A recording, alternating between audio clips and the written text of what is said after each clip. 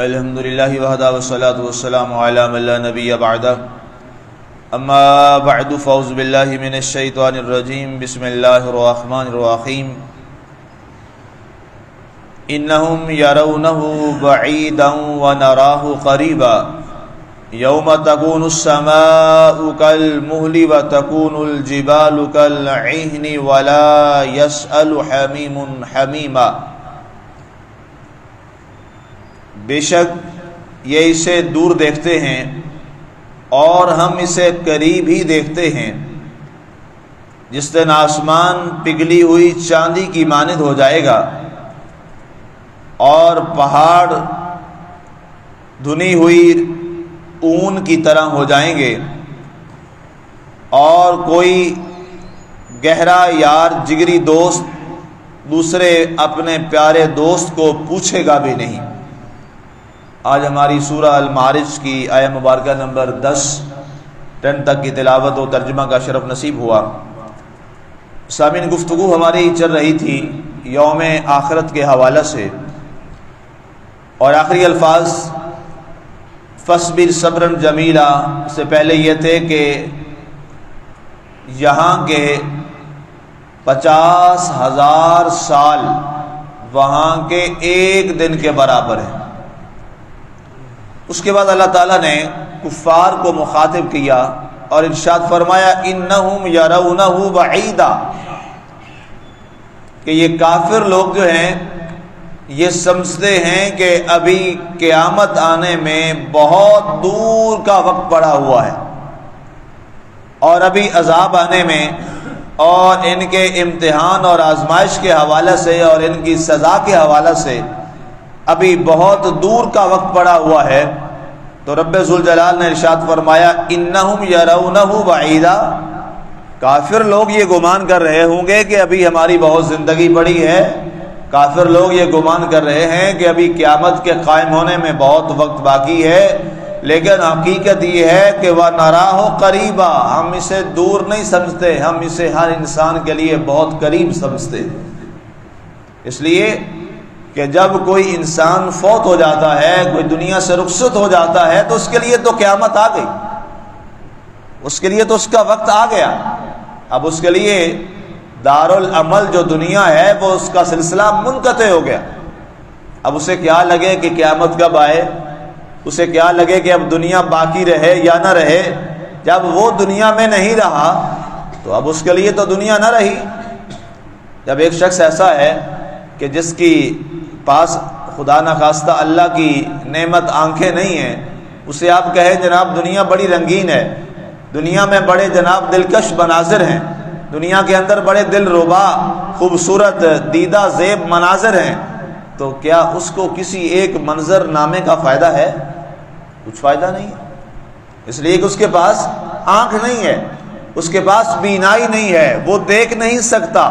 تو بالکل اسی طرح قرآن میں اللہ تعالیٰ نے کافر کے لیے جو جملہ بولا ہے، اللہ نے فرمایا ہے کہ وہ اندھا ہے، نابینا ہے، اور قرآن ارشاد فرماتا ہے من کان فی ہذہ اعمی فہو فی الآخرۃ اعمی، جو دنیا میں اندھا رہا وہ آخرت میں بھی اندھا رہے گا۔ کیا مراد؟ اندھے سے مراد وہاں یہ نہیں ہے کہ جس کی ظاہری آنکھیں جو ہے وہ نابینا ہو گئی، بلکہ فرمایا جو دنیا میں ہدایت کے راستے سے نابینا رہا، آنکھیں تو تھیں، ظاہر تو دیکھتا تھا، لیکن باطن کی آنکھ اس کی بجھی ہوئی تھی۔ اس کی ظاہری آنکھیں تو تھیں، سب کچھ دیکھ رہا تھا، لیکن جو بصیرت ہے اس کے پاس بصارت ہے، بصیرت سے محروم ہے، جس کو قرآن نے بالکل آغاز میں بھی فرمایا کہ ختم اللہ علی قلوبہم وعلی سمعہم وعلی ابصارہم غشاوہ وَلَهُمْ عَذَابٌ عَظِيمٌ۔ فرمایا یہ وہ لوگ ہیں جن کے دلوں پر مہریں ہیں اور ان کے سماعتوں پر مہریں ہیں، ان کی آنکھوں پر پردے آ گئے۔ حالانکہ آنکھیں تو دیکھتی تھی، ابو جہل بھی دیکھتا تھا، ابو لہب بھی دیکھتا تھا، عتبہ بھی دیکھتا تھا، عتیبہ بھی دیکھتا تھا، شیبہ بھی دیکھتا تھا، باقی عبداللہ ابن ابی بھی دیکھتا تھا، اس کی نظر ٹھیک تھی، لیکن کیا تھا؟ پردے کیا تھے؟ وہ حق جو دیکھنے والی آنکھ ہے اس پر پردہ ڈلا ہوا تھا۔ میں نے پرسوں کے درس میں ایک بات عرض کی تھی کہ ساری چیزیں جو ہیں وہ آ کر کہاں پہ ختم ہوتی ہیں؟ وہ دل پر ختم ہوتی ہیں۔ یہ باقی ظاہری چیزیں ہیں، ساری ظاہری چیزیں بڑی سطحی ہیں۔ اصل کیا ہے مسلمان کے لیے؟ اصل چیز اس کا باطن ہے، جس پر ہم سب کو زور دینے کی بہت زیادہ ضرورت ہے۔ ظاہر کچھ نہیں ہے دنیا میں۔ آپ نے دیکھا کہ صوفی کامیاب کیوں ہے؟ اس کی وجہ کیا ہے؟ اللہ کا ولی، اللہ کے یہ دوست دنیا میں کامیاب کیوں ہیں؟ اور پھر اس دنیا میں کامیابی کے بعد آخرت میں ان کی کامیابی یقینی ہے۔ اس کی وجہ یہ ہے کہ انہوں نے ساری زندگی، انہوں نے ظاہر کی طرف تو کبھی دیکھا ہی نہیں ہے، انہوں نے ساری توجہ اپنے باطن اور اپنے من کو پاک کرنے کے لیے صرف کر دی۔ جب انہوں نے من کو پاک کر لیا تو ان کے ظاہر کو پھر ہمارے مالک نے روشن بنا دی۔ یہ اصل چیز ہے، یہ اصل حقیقت چیز ہے۔ اور ان کے اگر جب ہم واقعات پڑھتے ہیں اور دیکھتے ہیں تو انسان دنگ رہ جاتا ہے، انسان حیران رہ جاتا ہے۔ ایک بزرگ کے بارے میں پڑھ رہا تھا، بصرہ کے وہ بزرگ تھے، وہ بڑے حقیقت شناس لوگ ہوتے ہیں۔ ایک شخص ان کے پاس آیا تو انہوں نے اس کے سامنے کھانا رکھا اور کھانے کے اندر جو ہے وہ مردار تھا، حرام تھا، کہتے ہیں کہ کتے کا گوشت تھا۔ انہوں نے کہا کہ یہ کھائیے لیکن ذرا دیکھ لیجئے گا یہ کتے کا گوشت ہے۔ مسلمان لا حول ولا قوت الا باللہ، تو یہ اللہ کے ولی بنتے ہیں، تم اتنے گندے لوگ ہو۔ اس نے جناب جو لغویات تھی نا منہ میں وہ ساری بک دی اس نے، کہا تم نے کتے کا گوشت میرے سامنے رکھ دیا۔ انہوں نے کہا ابھی تو اپنے مسلمان بھائی کا گوشت کھا کے آیا ہے، مسلمان مردہ گوشت کا، بھائی کا گوشت کھانا تیرے لیے جائز اگر ہے تو کتے کا بھی جائز ہے۔ اس نے کہا نہیں میں نے تو نہیں کھایا، آپ کیسے کہہ سکتے ہیں؟ اس نے کہا میں فلاں محفل میں خود بیٹھا تھا تو وہاں اپنے فلاں مسلمان بھائی کی غیبت نہیں کر رہا تھا۔ اس نے کہا میں نے غیبت کی، اس میں کیا بات ہے؟ اس میں نے گوشت تھوڑا کھایا ہے۔ انہوں نے کہا کبھی قرآن پڑھا ہے؟ قرآن کو پڑھ، قرآن کیا کہتا ہے؟ لا یغتب بعضکم بعضا ایحب احدکم ان یاکل لحم اخیہ میتا۔ فرمایا اے لوگو ایک دوسرے کی غیبت مت کیا کرو، کیا تم میں سے کوئی پسند کرتا ہے کہ اپنے مردہ بھائی کا گوشت کھائے؟ یہ قرآن کی آیت ہے، 12-26 میں اس کا درس پیچھے گزر چکا ہے سورہ حجرات کے اندر۔ تو کہا اگر وہ مردہ بھائی کا گوشت تو نے کھا لیا ہے تو وہ بھی مردار تھا، یہ بھی مردار ہے۔ کہتے ہیں کہ وہ شخص اس بات سے اتنا متاثر ہوا، فوراً اللہ کے حضور گڑ گڑا کے رو رو کے اللہ سے معافی مانگی اور توبہ طائب ہو گیا، اور ہمیشہ کے لیے تمام برائیوں سے توبہ طائب ہو کر وہ بھی اللہ کا نیک پیارا بندہ بن گیا۔ یہ کیا ضرورت ہے کہ اصل انسان اپنے باطن کو پاک کرے اور اسلام کی اس حقیقت کی طرف بڑھے، اسلام کی اس حقیقت کی جانب جائے جس اسلام کی حقیقت کی جانب انسان کو بڑھنا چاہیے۔ آج ہم محدودیت کا شکار ہیں، بہت سطحی ہم چیزوں کا شکار ہو گئے ہیں۔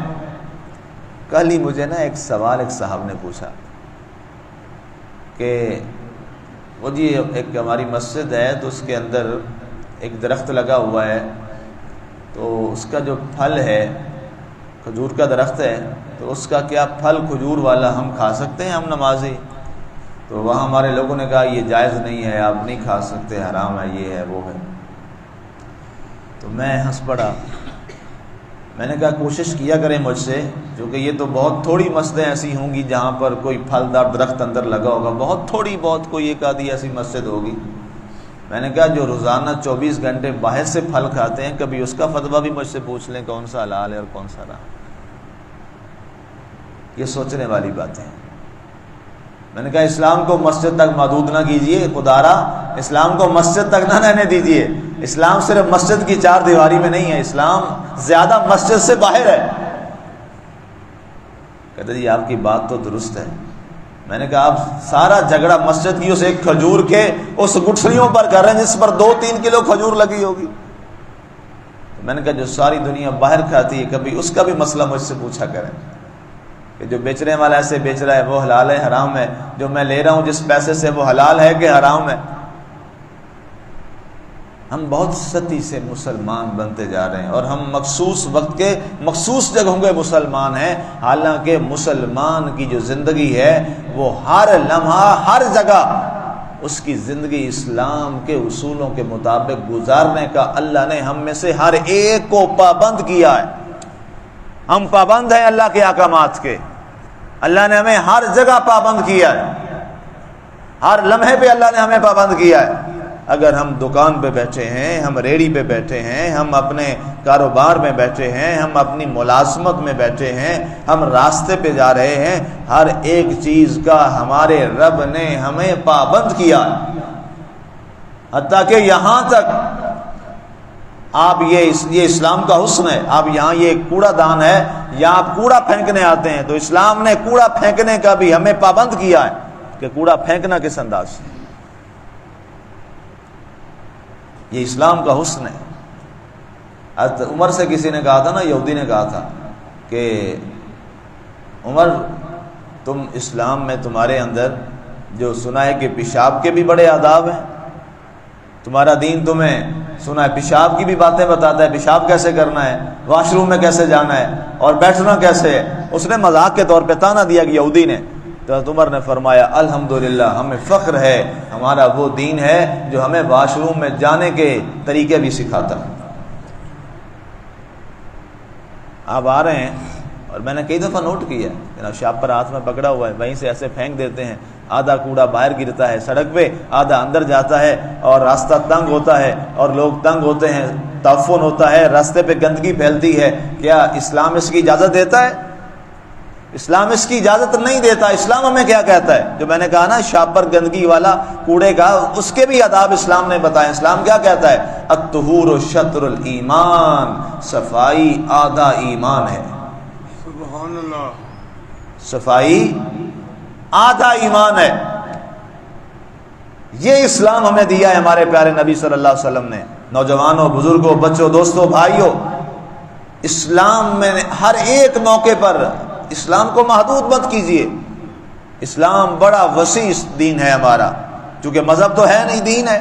اور دین کا مطلب کیا ہے؟ جس میں پیدائش سے لے کر مرنے تک آپ کے تمام معاملات زندگی کو اسلام ایک ایک چیز کو ایسے واضح کر کے بیان کرتا ہے۔ سبحان اللہ۔ اتنا واضح دین ہے ہمارا۔ ایک صحابی کا میں روایت پڑھ رہا تھا، بخاری میں یہ حدیث پاک موجود ہے۔ اللہ اکبر، اللہ اکبر، سبحان اللہ، کیا اسلام تھا نظیم لوگوں کا، کیا اسلام تھا۔ حضور صلی اللہ علیہ وسلم جماعت فرما رہے ہیں تو جماعت میں جو ہی سرکار سلام پھیرتے ہیں وہ صحابی اٹھ کے فوراً چلے جاتے ہیں۔ صحابہ سارے بیٹھے ہیں، سرکار تشریف فرمائیں، فجر کی نماز، اور وہ جو ہی سرکار سلام پھیرتے ہیں وہ فوراً فجر کی نماز کے بعد جو ہے وہ چلا جاتا ہے۔ ایک دن سرکار نے اس کو روک لی۔ سرکار کو معلوم تھا تربیت دینی تھی باقی لوگوں کو، اور آج ہماری تربیت ہونی تھی۔ سرکار نے فرمایا کیا وجہ ہے جو ہی سلام پھرتا ہے تو نہ ہمیں ملتا ہے، نہ رکتا ہے، نہ بھائیوں سے ملتا ہے، نہ بیٹھتا ہے، فوراً سلام پھرتے ہی تو چلا جاتا ہے، کیا وجہ ہے؟ ہمارے ساتھ کیوں نہیں بیٹھتا، رکتا کیوں نہیں ہے؟ اس نے کہا یا رسول اللہ صلی اللہ علیہ وسلم، میرا جو پڑوسی ہے وہ عیسائی ہے، اس کے گھر میں کھجور کا درخت لگا ہوا ہے، اور اس کے کچھ جو گچھے ہیں وہ ہمارے گھر میں جھکے ہوئے ہیں، چونکہ رات ہوتی ہے، سوئے ہوتے ہیں وہ بھی، ہم بھی، تو رات کو کچھ ہوا چلتی ہے یا ویسے کچھ کھجور جو ہے وہ ہمارے گھر میں گر جاتی ہے، تو میں دوڑ کے جاتا ہوں، مبادا میرے بچے ہیں چھوٹے ہیں، کہیں اس کے گرے ہوئے وہ کھجور کے جو کوئی 1 2 4 10 دانے جو ہماری طرف خود ہی گر جاتے ہیں، کہیں میرے بچے اٹھا کے کھا نہ لیں، تو میں جلدی جلدی جاتا ہوں اور وہ اٹھا کے اس کے گھر میں پھینک کے آتا ہوں۔ سبحان اللہ۔ یہ ہے اسلام، یہ اسلام کا حسن ہے۔ سرکار اتنے خوش ہوئے، سرکار نے فرمایا جس شخص نے اپنے رزق کو پاک کر لیا اللہ نے جنت اس کے لیے پکی فرما دی۔ سبحان اللہ۔ اور فرمایا اللہ تجھے جنت کے باغوں اور پھلوں میں سے کھلائے گا۔ آپ سوچئے اگر ہمارا ایسا ہوتا تو ہم تو رات کو دعائیں مانگتے، اللہ کرے رات طوفان آئے اور سارا پھل ہمارے گھر میں گر جائے۔ یہ میں عرض کر رہا تھا، یہ اسلام کا حسن ہے۔ اس حقیقت اسلام کو ہمیں سمجھنا ہے، اس حقیقت اسلام کی جانب ہمیں بڑھنا ہے۔ تو سامعین، رب ذوالجلال نے فرمایا جس کو یہ دور سمجھ رہے ہیں، یہ بہت قریب آنے والی ہے قیامت، بہت قریب آنے والی ہے انسان کی موت، اور موت کے لمحے بہت جلد آنے والے ہیں۔ مشکل تنگی حالات یہ زندگی کا حصہ ہیں۔ آپ کے میرے نبی صلی اللہ علیہ وسلم پر، صحابہ پر بہت فاقے اور مشکلات آئیں، لیکن اس کے باوجود وہ سیسا پلائی دیوار کی طرح اور چٹان کی طرح مضبوط رہے، اور توکل کس پہ کیا؟ اللہ کی ذات پہ۔ اور اللہ خود فرماتا ہے کہ میری ذات پہ جب تو توکل کرتا ہے نا اور بھروسہ کر دیتا ہے، ساری ڈوریں میری ذات پر چھوڑ دیتا ہے، پھر میں اس کے بعد تمہارے لیے اچھے دن بھی لاتا ہوں۔ آگے ہم جا کے پڑھیں گے، آگے قرآن کی تفسیر میں آئے گا سورۃ الانشراح کے اندر، وہاں اللہ کیا فرماتا ہے؟ ان مع العسر یسرا، بے شک ہر مشکل کے بعد آسانی بھی ہم عطا فرماتا۔ سبحان اللہ۔ ابھی اگلی آیت کا حصہ رہ گیا، وقت ختم ہو گیا، اس پہ انشاءاللہ پھر اگلی نشست میں بات کریں گے۔ اللہ تعالی ہمیں عمل کی توفیق عطا فرمائے، اور اللہ تعالی ہماری زندگیوں میں اسلام کو داخل فرمائے، اور مسجد تک محدود نہیں، مسجد سے باہر بھی ہمیں مسلمان بنائے۔ آمین۔ وما علینا الا البلاغ۔